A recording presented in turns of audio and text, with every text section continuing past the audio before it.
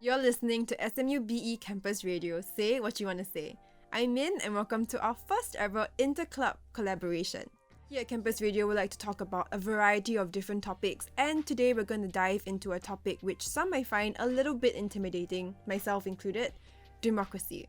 But I'll be in really good hands to fully understand this topic because we have two very special guests from the SMU Apolitical Society Executive Committee. You want to introduce yourself? Sure. So, hi there. I'm Zhen Xiang. I'm a Year 2 student studying Politics, Law and Economics. I'm currently the Marketing Director for SMU Apo. Hello, my name is Adriel. I'm a Year 3 Political Science major, second majoring in Public Policy, and I'm currently the Events Director for SMU Apolitical. And it's great to have the two of you here to share a little bit more about the topic of democracy. Okay, so as mentioned by Zhen Xiang, APOL, which is SMU's only political association, strives to increase awareness of both domestic and international politics. And I understand APOL usually does this by organizing various talks with ministers and other events. So yes, Apolitical seeks to further the political awareness amongst not just the SMU community but also the wider community, as we typically invite them to come down for the different events that we host. So there's a space which is our Telegram channel, which is where we invite our members to come together and they'll talk about the different political events or issues around the world. And the best part about it is that even though they may all have differing political views, everybody is respected for their views and nobody is outcasted or being attacked for their political views. Yes, of course, and we shouldn't forget that SMU APO also does occasional publication efforts, especially our student-led, student-written primer series, which covers topics like the Singapore Constitution as well as Singapore General Election System. And now we can add this podcast to the list, where you can discuss topics like democracy, international relations, and the like. I'm definitely super excited to have you guys here and to pick apart your brains with all the juicy political knowledge. One of the bigger terms under this huge umbrella of politics is the complex term of democracy.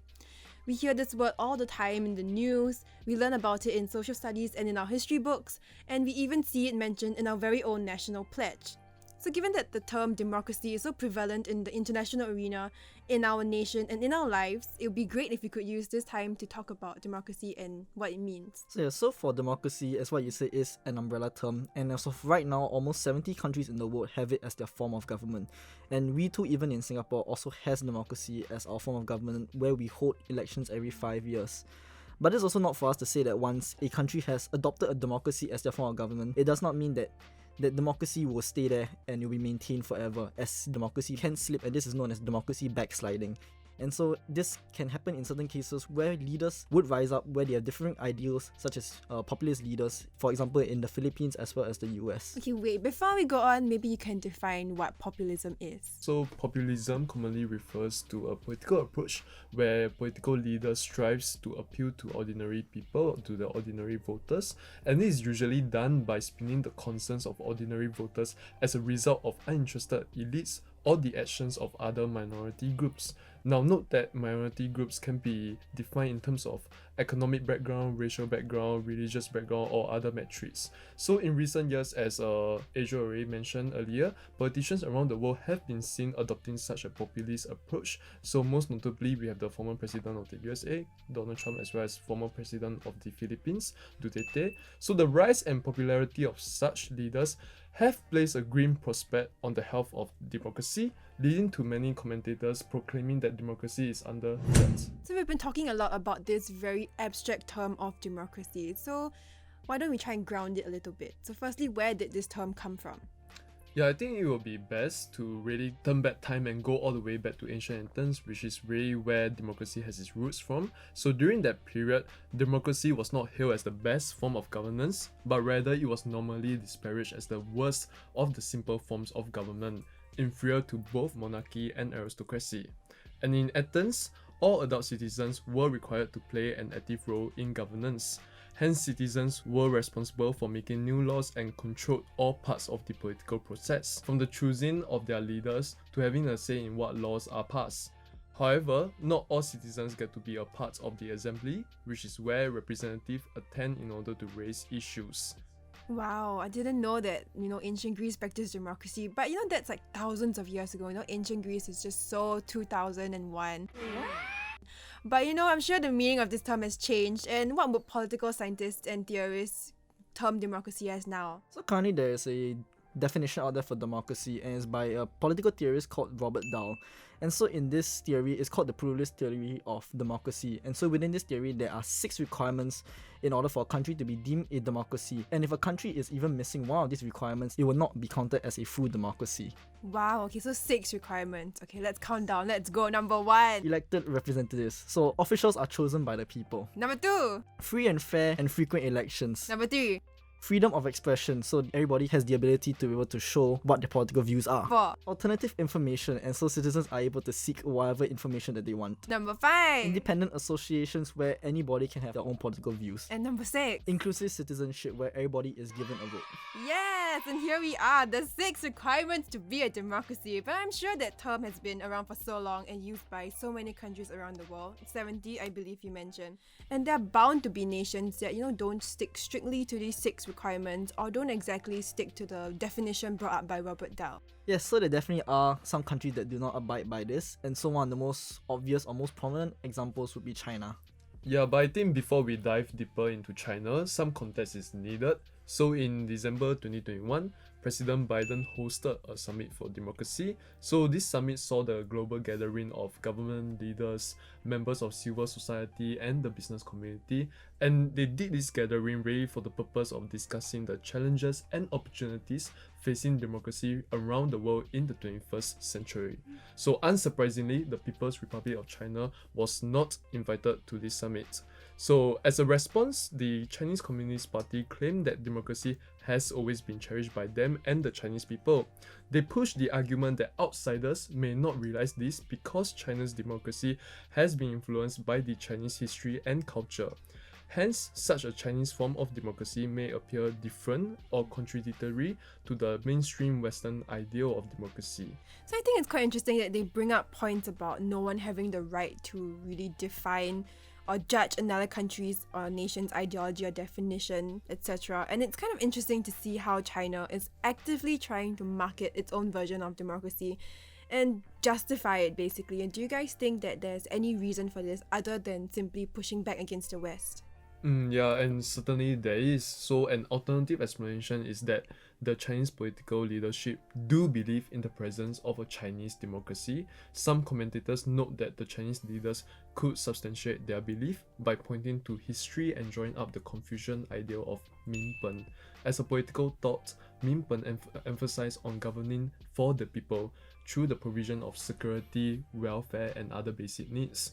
And adding to this historical reasoning is the fact that in multiple posts, the Chinese people have repeatedly indicated that they do believe China is governed in a democratic fashion. We've discussed a lot about the definitions of democracy and the different types of democracy around the world and how each country has its own definition of the term. And I want to bring our discussion back to a more local context, to a country that we're very familiar with, Singapore.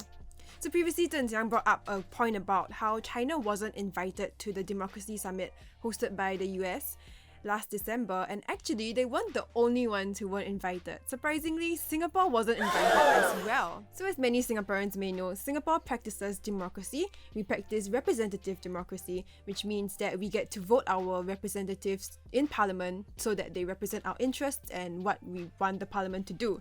So why weren't we invited to this summit?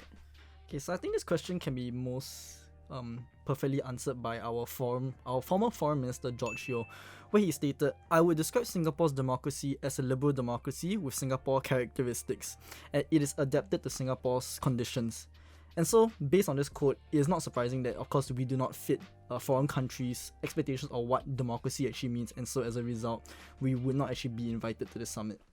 I guess we can hazard a guess as to why Singapore wasn't invited to that summit, because I guess what we consider as democracy doesn't really gel well, with what Western states really think democracy is. Yeah, and that's very true. But of course, we should also note that over the years, as Singapore and Singaporeans change and evolve, our form of democracy has seen changes as well. So specifically, it has been noted that Singapore has gradually moved away from a top-down governance approach where decisions are made mostly by political leaders and bureaucrats to a more consultative approach where the public has a bigger voice in governance. So this consultative approach was executed through the creation of a whole range of platforms since the early 2000s, for example, Reach, as well as our Singapore Conversation. However, it must be noted that it is not exactly clear how such exercises are given weight or factored into decision-making processes. And of course, we mustn't forget that after the most recent general election in 2020, where Workers' Party secured a second GRC, Mr. Pritam Singh was appointed as the leader of the opposition and given appropriate resources and support. Well, I personally feel that it's great that Singapore has at least started down on a more inclusive path with more voices that can be heard in politics, which is, the whole point of democracy, to give a voice to the people. So I'm very much looking forward to the coming years to see how much more Singapore's democracy will evolve and continue to evolve and impact us as youths and working adults in the future. To wrap things up, maybe we can share what democracy means to us as individuals. Okay, so to me, democracy is about fair representation of views and of what you want in your government. So everybody should have a vote and have a say in what they want to be in the agenda of the government and to have what leaders that they want to represent them. And so to me, democracy just basically means fair representation. And for myself, I would say that democracy in Singapore basically means Singaporeans get to decide who has the honor of leading them. And so by and large, the leaders which Singaporeans get is the leaders that Singaporeans deserve. Hence, to ensure Singapore continues to be led in a competent manner, I think it's necessary for every Singaporean to be politically aware and be able to differentiate between politically motivated moves and well-intentioned, well-designed policies that will strengthen Singapore and our democracy.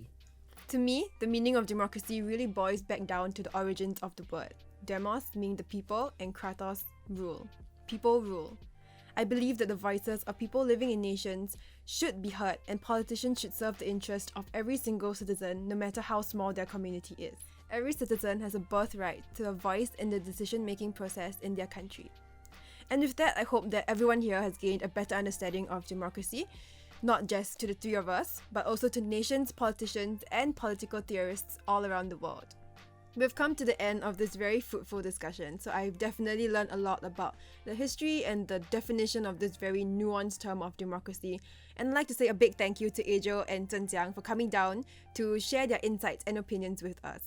This has been Campus Radio. Say what you want to say. If you enjoyed this episode, feel free to check out our Spotify account, link in the description below, where you can check out more episodes like this.